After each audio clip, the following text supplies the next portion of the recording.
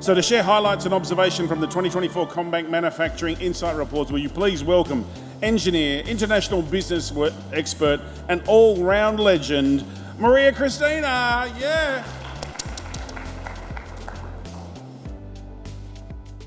Thanks, Warwick, for the warm welcome. There's two options. I could either sing and dance, or I could give a presentation.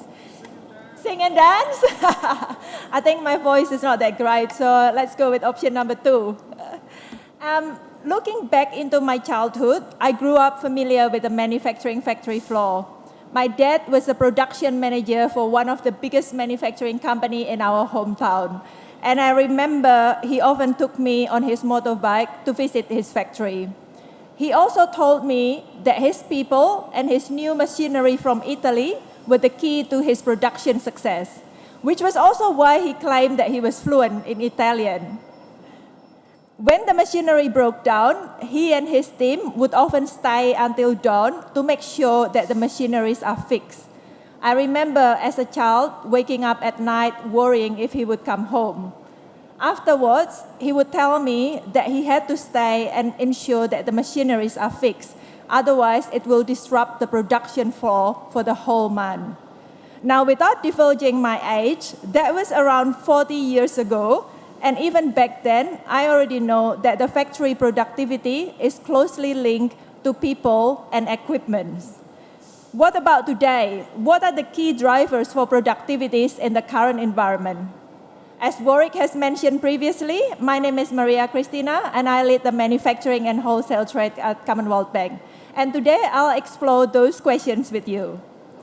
As part of our commitment to the manufacturing industry, every year, CommBank commissioned a research project where we connect with 300 manufacturing from across the country in various industry subsectors. This year's report, we've actually expanded to cover distribution companies because we want to really understand the end-to-end supply chains and the end-to-end issues within the industries. So our research sample this year has been expanded from 300 to 460 businesses in the country. That's a significant sample size. The result of this research is being published into our Manufacturing Insight Report, which will be released in the coming weeks. Today, I'll give you an exclusive preview of the report ahead of the launch at the end of this month. And if you're interested in today's presentation, please feel free to reach out to me afterwards. So in this year's report, we're actually looking at the macroeconomic challenges facing manufacturers and businesses' responses to overcome the challenges via productivity investments. I've always said that Australian manufacturers are a resilience group. This has been proven time and time again. In the 1980s, when faced with globalizations and cheap imports, Australian manufacturers has responded by transforming the industry and remaining competitive via the advanced manufacturing process. And then again, during the COVID pandemic, when there was global supply chain disruptions, you again have responded by creating new product innovations and strengthening your supply chain. Now, post-pandemic, we are once again faced by the industry headwinds, such as the rising energy costs, the stubborn inflation, and the high interest rate environment. So against this backdrop, how are you manufacturers responding to the current challenges?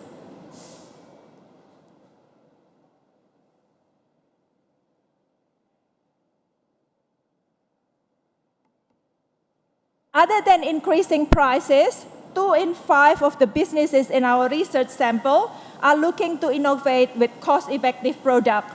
And almost half of the businesses respond to inflationary conditions by looking to improve productivities. Let's look at these two in turn.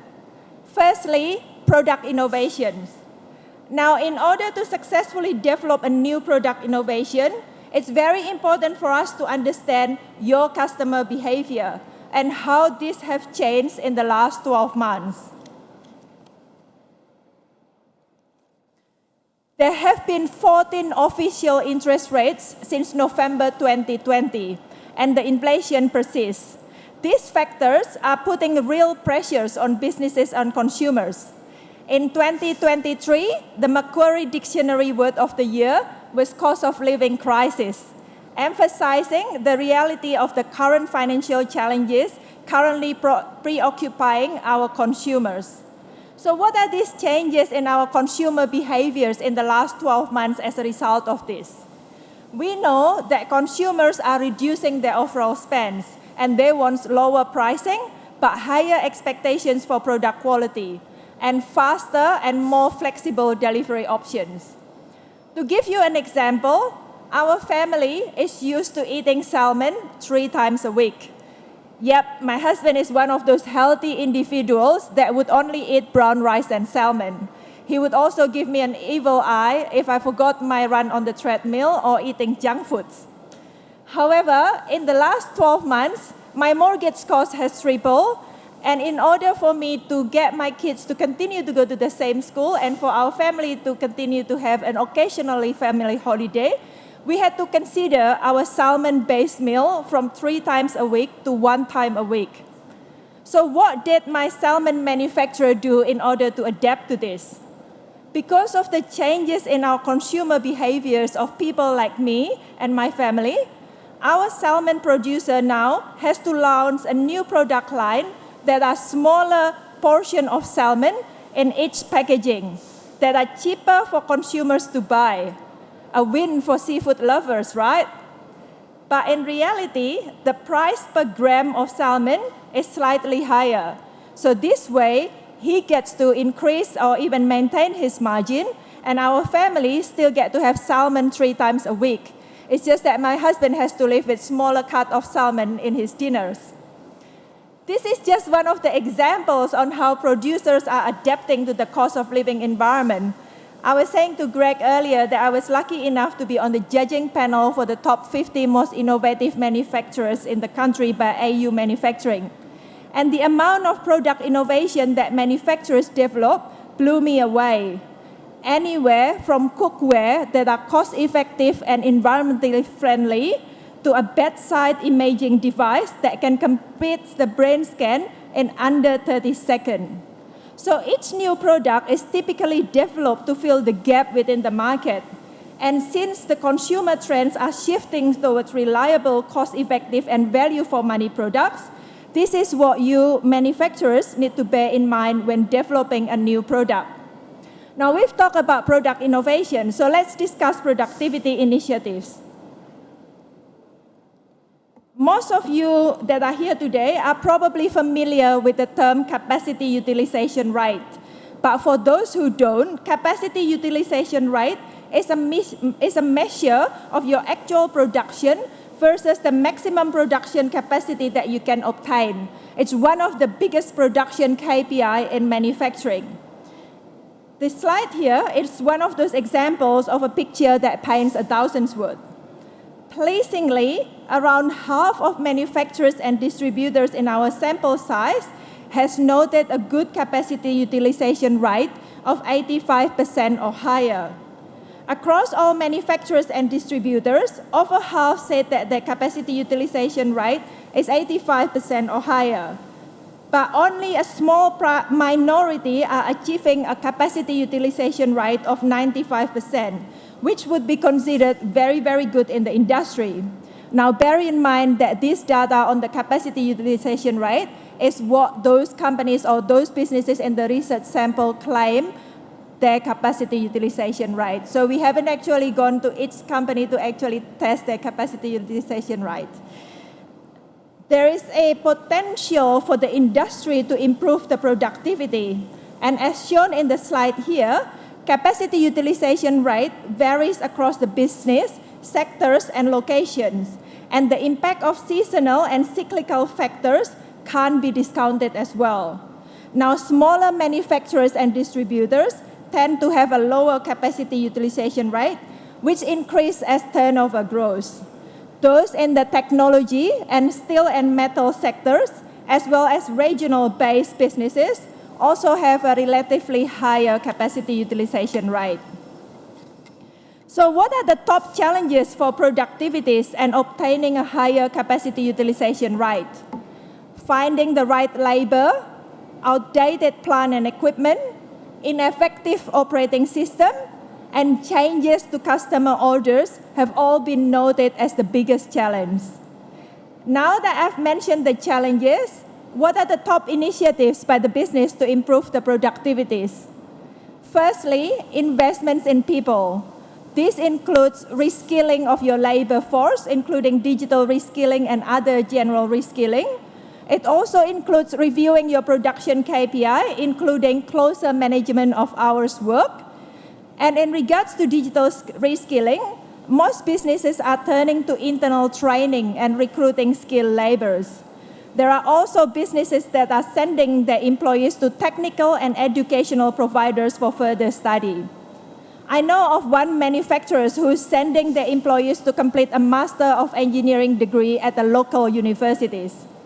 Another example is of a regional manufacturer who established their own apprenticeship within the business, ensuring that they get a diverse supply of the skilled laborers workforce.